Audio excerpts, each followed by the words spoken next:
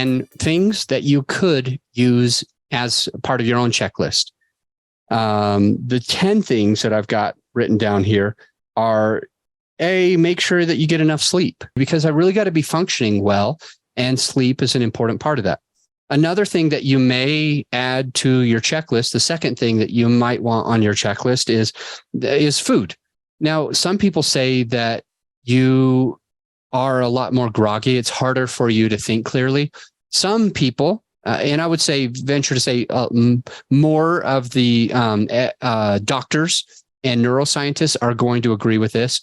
They say if you eat within 2 to 3 hours of recording, your brain function is just not going to be as good, because kind of like the digestion, the energy that is taken to digest all that food, it takes some resources from the rest of your body, your mind, and you are likely to have a worse recording if you eat right before, especially if it's a big meal.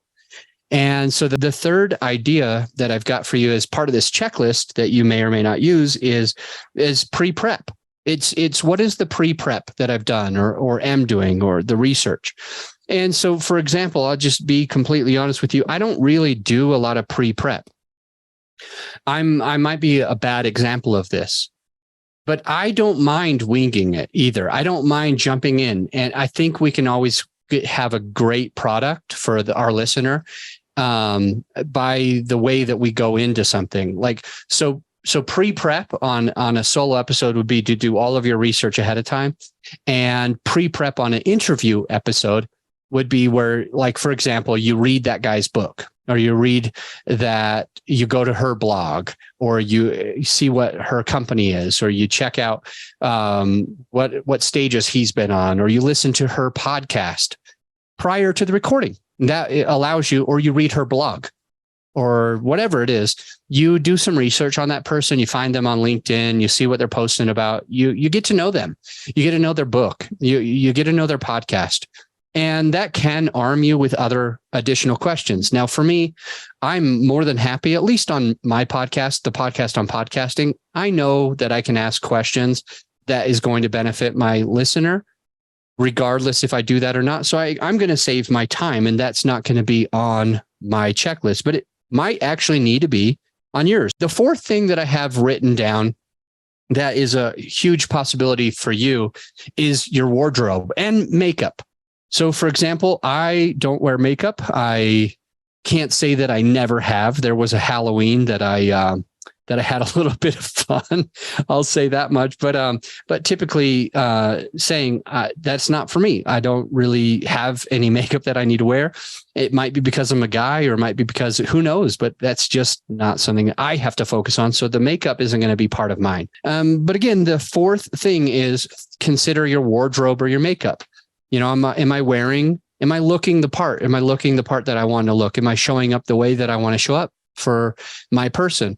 And that also goes to your solo episodes, especially if you're recording. Listen carefully, because I've got some ideas here on the wardrobe and makeup. On your solo episodes, there's a couple reasons why you might want to do this. Number one is if you are recording video, then of course you're going to want to look good on camera. But here's the secondary thing that most people don't think about is if your hair's messed up, or even if you like forget to brush your teeth and you got rank breath, it honestly will distract you, and it honestly will take some of your confidence away. If you're not wearing, in some cases, if you're not wearing a suit jacket or even a maybe collared shirt or something, for some people, that action, that omission of not putting on a certain thing, or having the makeup done, or having your hair done, or having, deodorant on, or brushing your teeth or something like that, it will distract you so much that you'll put out bad content. You will not be able to put out good content. And so it gets into our mentality, it gets into our psychology, and it actually has us put out a worse product than we could if we were to dress sharp. The fifth thing that you may want to have on your checklist is, am I standing up? I used to have a standing desk and I had a sitting desk. And I started recording all of my episodes sitting down. And then I found out that that it will work better. You will have a better energy if you stand up. And so I would try to remember to go over to my other computer because I didn't have a convertible desk. My desk wasn't able to convert from standing to sitting. I had two different desks. I had a sitting one with 3 monitors and a standing one with 2 monitors. I did most of my work on my sitting desk with my 3 monitors. But when I wanted to, and when I wanted to put out a good product, I would go over to my other desk and I would stand up.